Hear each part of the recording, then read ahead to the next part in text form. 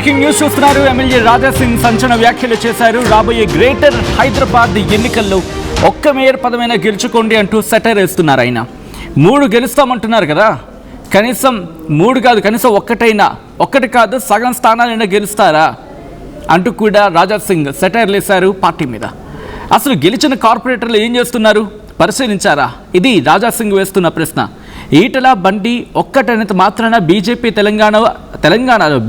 తెలంగాణలో అధికారంలోకి వస్తుందా అంటూ రాజా సింగ్ ప్రశ్న వర్షాన్ని కురిపించారు. అధ్యక్ష పదవి ఇచ్చినందుకు రామచంద్రరావు బాధపడుతున్నారన్నారు రాజా సింగ్.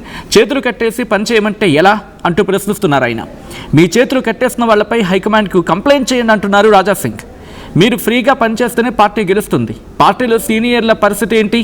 నాలాంటి వాళ్ళు చాలా మందికి అన్యాయం జరిగింది అంటూ కూడా ఇటు రాజా సింగ్ కమెంట్ చేశారు. ముందుగా రాజా సింగ్ ఏమన్నారో చూద్దాం. నిన్న మా బండి సంజయ్ గారు, అదేవిధంగా మా ఈటెల గారు ఒక ప్లేస్లో కూర్చొని పెట్టి వాళ్ళకి కాంప్రమైజ్ చేపిస్తున్నారు.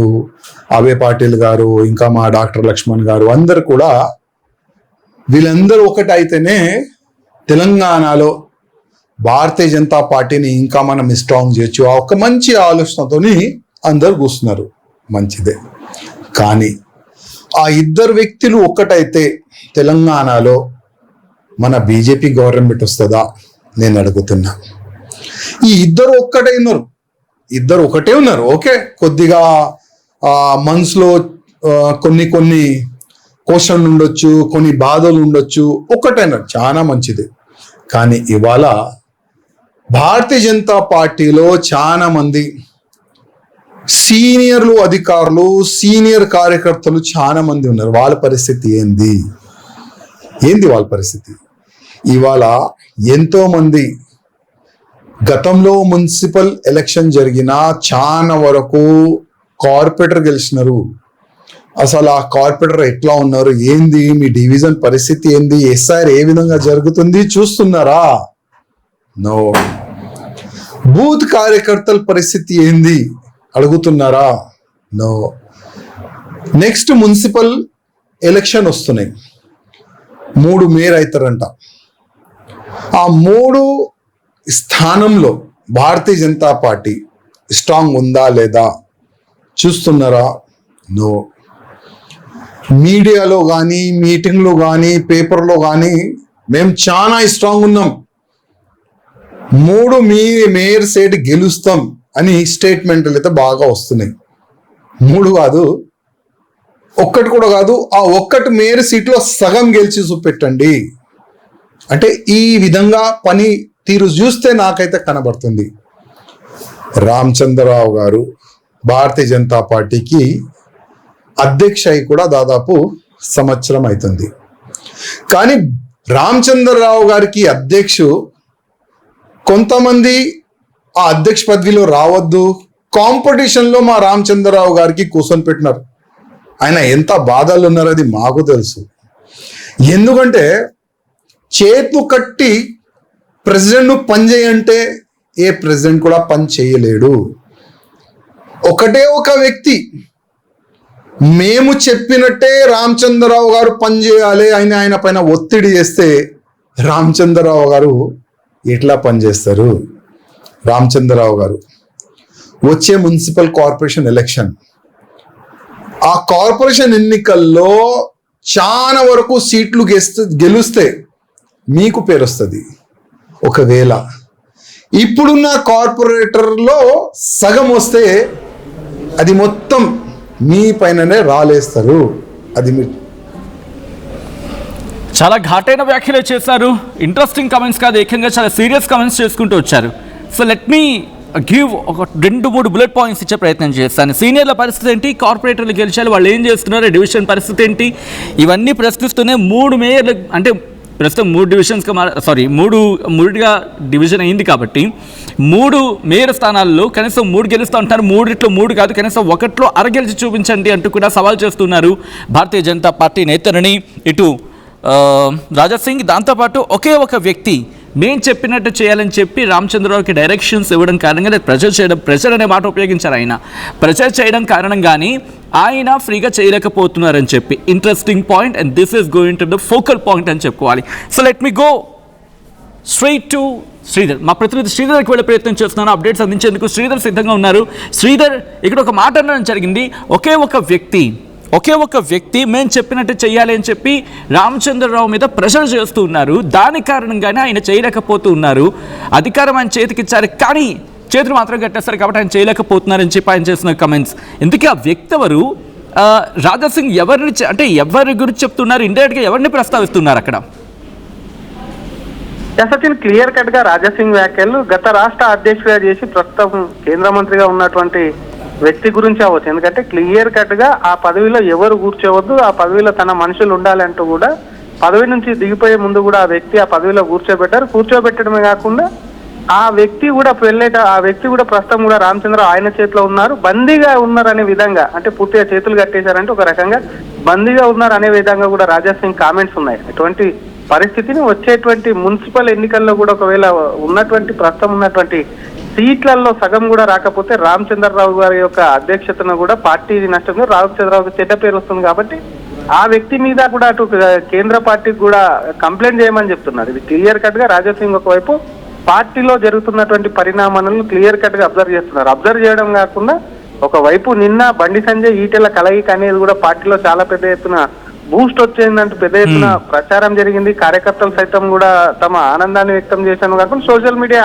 వేదిక పెద్ద ఎత్తున కూడా ఇద్దరు కలుసుకున్నటువంటి పోస్టులు పెట్టారు. కానీ రాజాసింగ్ ఒక్కసారిగా దానికి సంబంధించి కూడా ఆ పోస్టులకు సంబంధించి కానీ వాళ్ళు కలుసుకున్నటువంటి విధానానికి సంబంధించి కానివ్వండి కొంత ఖచ్చితంగా కూడా రాజాసింగ్ కొంత గాలి తీసేశారని చెప్పాలి. ఎందుకంటే సెటైరిక్ గా రాజాసింగ్ వాళ్ళిద్దరు కలిస్తేనే అధికారం వస్తుందా అంటే క్లియర్ కట్ గా వాళ్ళిద్దరు కలిసినా కూడా ఇక్కడ అధికారంలో రాదు. కేవలం పార్టీ అధికారంలోకి రావాలంటే వాళ్ళిద్దరు కలవడమే కాకుండా ప్రస్తుతం ఉన్నటువంటి కార్పొరేషన్ లో గెలిచినటువంటి అటు కార్పొరేటర్లు కానివ్వండి, ఇతర సీనియర్ నాయకులు, ఈవెన్ ఆయనతో పాటు తమలాంటి నాయకులను కూడా సంప్రదించి అందరినీ కలుపుకొని వెళ్తే ఎంతో మంది త్యాగాలు ఉన్నాయి. కాబట్టి ఇటువంటి వాళ్ళందరినీ కూడా కలుపుకుంటూ వెళ్ళాలి. వాళ్ళు ఎటువంటి అక్కడ ఎస్ఐఆర్ విధానం కానీ ఇతర పార్టీ పరిస్థితుల్లో వాళ్ళని అడిగితేనే సాధ్యం అంటూ కూడా క్లియర్ కట్ గా చెప్పారు. అంటే నిన్న జరిగినటువంటి పరిణామాలన్నింటినీ కూడా రాజాసింగ్ కొంత కొట్టిపాడేశారు. ఇద్దరు నేతలు కలిసినా కూడా అధికారంలోకి రారంటూ చెప్పకనే చెప్పాల్సి వచ్చింది. ఇందులో క్లియర్ కట్, ఎందుకంటే అటు ఈటెల బండి సంజయ్ మధ్య ఎప్పటి నుంచో వైరం ఉంది. ఆ వైరం కాస్త ముదిరి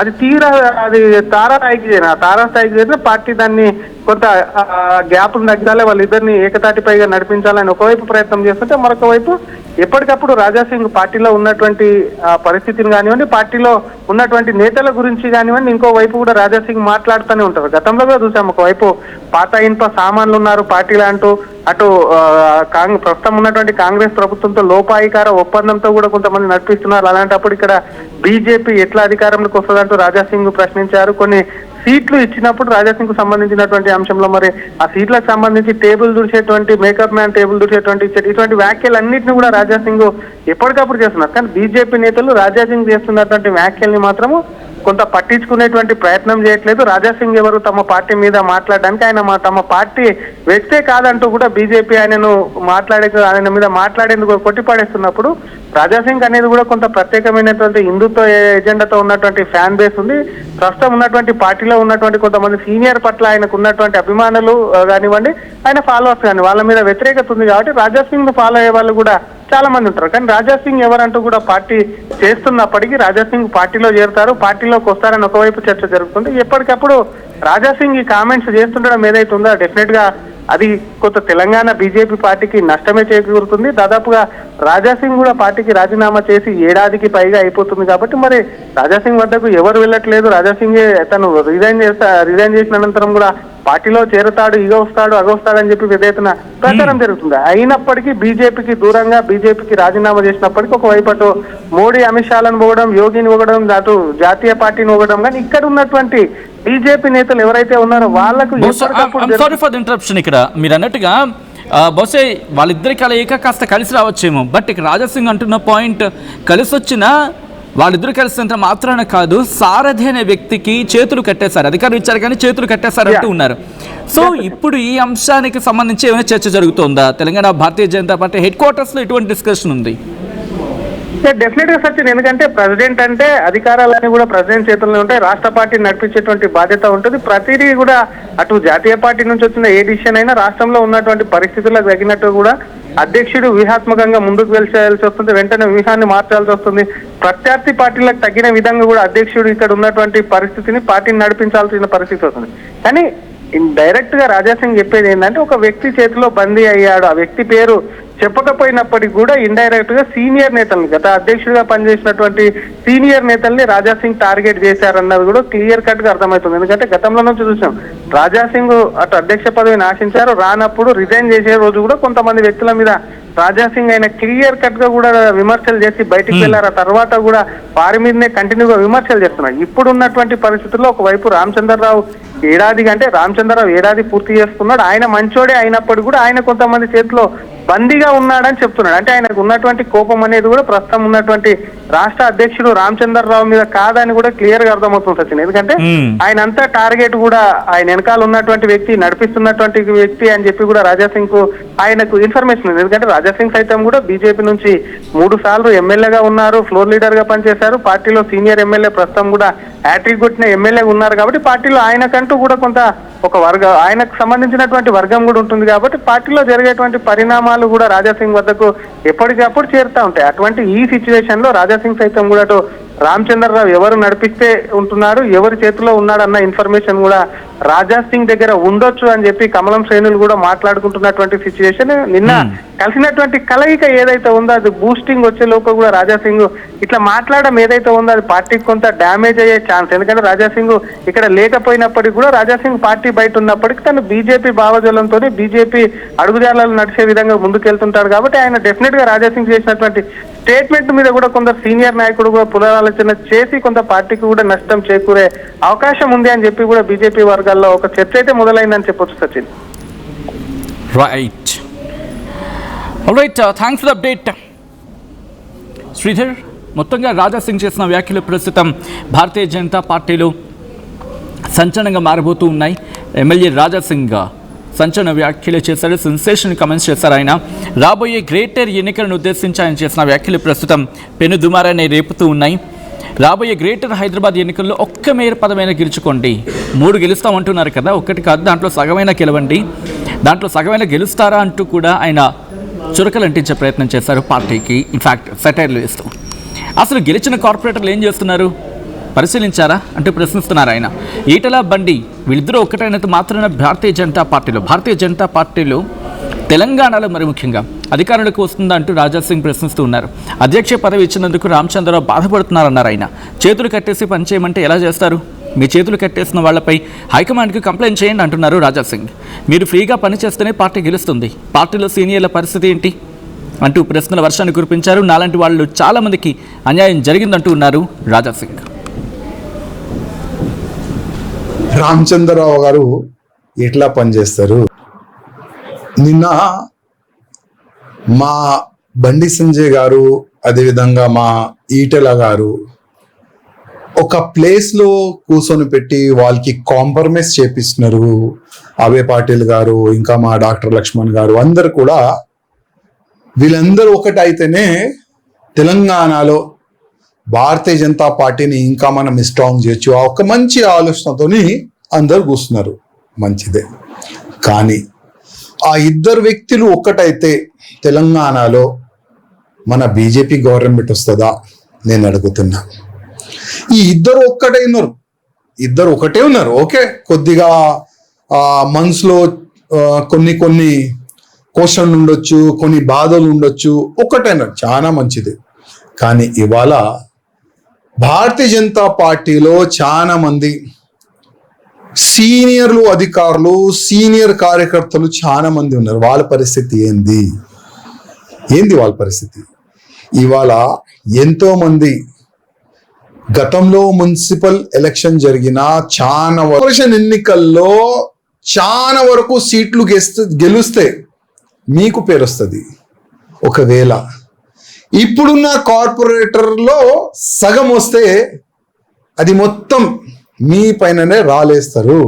అది మీరు చూసుకోండి. అందుకోసం కేంద్ర అధికారులకి మీరు డైరెక్ట్ మాట్లాడి, మీరు చేతు కట్టేసినారు కదా, వీళ్ళు ఆ వ్యక్తుల గురించి మీరు డైరెక్ట్గా కేంద్ర అధికారులకు చెప్పండి. మీరు ఫ్రీ హ్యాండ్గా తెలంగాణలో వచ్చే మున్సిపల్ ఎన్నికల్లో మీరు పనిచేస్తేనే మంచి రిజల్ట్ వస్తుంది. నా ఒక రిక్వెస్ట్ మా రామచంద్రరావు గారికి, అదేవిధంగా మా కేంద్ర అధికారులు కానీ, భారతీయ జనతా పార్టీలో పెద్ద పెద్ద నాయకులు కానీ, వాళ్ళు కూడా ఒక రిక్వెస్ట్, ఒక వ్యక్తి గురించి ఆలోచన చేయకండి. మాలాంటి చాలా మంది వచ్చినారు, మాలాంటి చాలా మంది గాయబ్ కూడా అయిపోయినారు. హిస్టరీ మనం చూస్తే మాకు ఇష్టం కూడా లేదు, మీ భిక్షం కూడా మాకు అవసరం లేదు.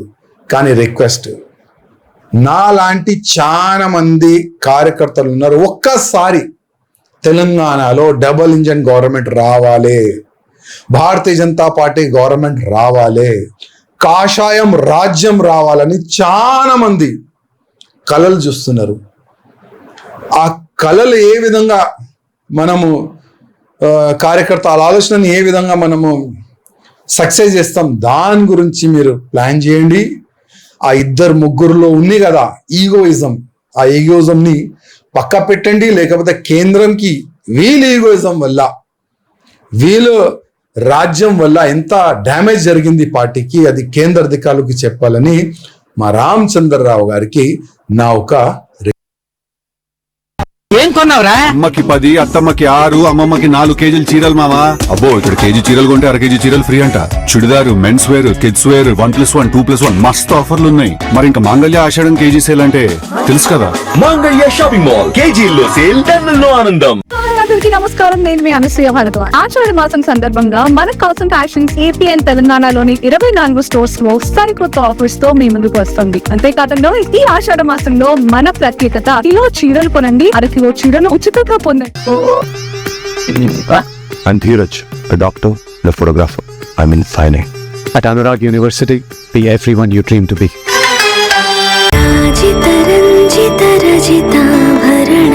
Pure in its form with grace made noble.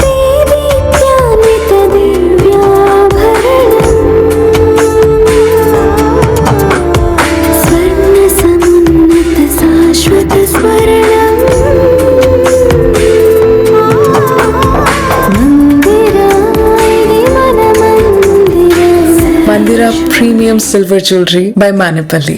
Tournament ముందు